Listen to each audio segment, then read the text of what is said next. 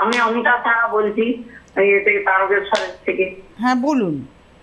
আমার ঘাড়ে মাথায় প্রচন্ড যন্ত্রণা মেরেছিল, মেরে মানে এখনো 3 বছর আগে মেরেছে, এখনো মানে বোধহয় হেমারেজ হচ্ছে, বালি মাথা দিয়েও শুতে পারি না, বসতে পারি না, ভীষণ যন্ত্রণা, সবসময় প্রচন্ড যন্ত্রণা করছে।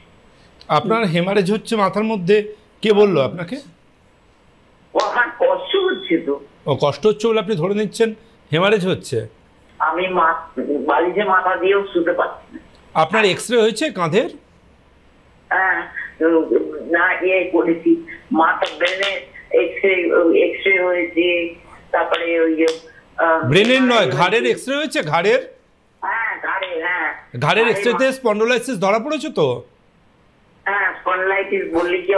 দেখুন, যদি হেমারেজ হতো তাহলে উনি আমার সাথে কথা বলতেন না, উনি কোমায় চলে যেতেন। মাথার ভেতর হেমারেজ হলে মানুষ কোমায় চলে যায়, মানুষ সেক্ষেত্রে বসে বসে ফোনের লাইভে কথা বলতে পারে না। সুতরাং আপনার অসুখটা প্রপার ডায়াগনোসিস করতে হবে, মনকে পজিটিভ রাখুন, এত নেগেটিভ চিন্তা ভাবনা করবেন না মা আপনি।